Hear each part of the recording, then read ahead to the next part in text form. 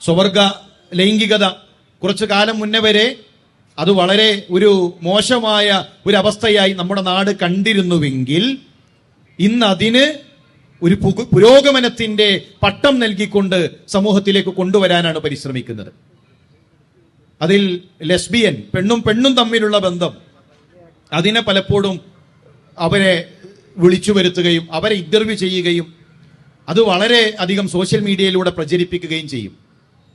എന്നാൽ അതിലൊരു വൈരുദ്ധ്യം, ആണും തമ്മിലുള്ള ബന്ധം, ഏതെങ്കിലും ഒരാണ് മറ്റൊരാണുമായി അവരിത് അവിവാഹിതരായി എന്ന് പറഞ്ഞ് ഈ ഒരു വീഡിയോ വന്നു കഴിഞ്ഞാൽ അതിന്റെ കമന്റ് മുഴുവൻ അവരെ പരിഹസിച്ചുകൊണ്ടായിരിക്കും. എന്തുകൊണ്ടാണ് ഈ പരിഹാസം എന്ന് പറഞ്ഞാൽ അത് തെറ്റാണ് എന്ന് പറയുന്ന രൂപത്തിൽ ആളുകൾ കാണും. എന്തുകൊണ്ട് അത് തെറ്റായി കാണുന്നു?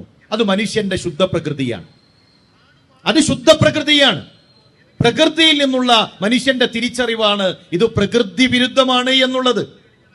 എന്നാൽ ലിബറലിസം സിനിമകളിലൂടെ, ഇത്തരം ഇന്റർവ്യൂകളിലൂടെ ബോധപൂർവം നമ്മളുടെ മനസ്സുകളിലേക്ക് ഈ തിന്മകളെ നോർമലൈസ് ചെയ്യുന്നു. എന്താ നോർമലൈസ് ചെയ്യാന്ന് പറഞ്ഞാൽ, ഇപ്പൊ നമ്മുടെ വീടിന്റെ തൊട്ടടുത്തൊരു കിഡ്നി പേഷ്യന്റ് ഉണ്ടെങ്കിൽ ആദ്യത്തെ ദിവസം അയാളുടെ വേദന, ആ കരച്ചിൽ കേൾക്കുമ്പോൾ നമുക്ക് വലിയ പ്രയാസം തോന്നും. നമ്മൾ അയാളെ പോയി കാണും, മനസ്സിന് നല്ല പ്രയാസം ഉണ്ടായിരിക്കും.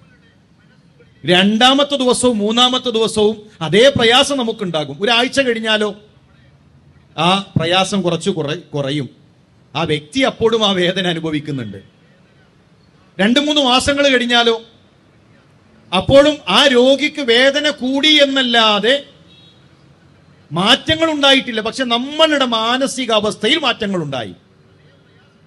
ആ കരച്ചിൽ കേൾക്കുമ്പോൾ നമുക്കറിയാം അതയാള് പിന്നെ കുറച്ചു കാലങ്ങളായി അദ്ദേഹം പരീക്ഷണത്തിലാണ്, പ്രയാസത്തിലാണ്, വേദന സഹിക്കുകയാണ്. നമ്മൾ അതിനോട് ഇണങ്ങിച്ചേർന്നു. ഇവിടെയാണ് ലിബറലിസത്തിന്റെ വിജയം.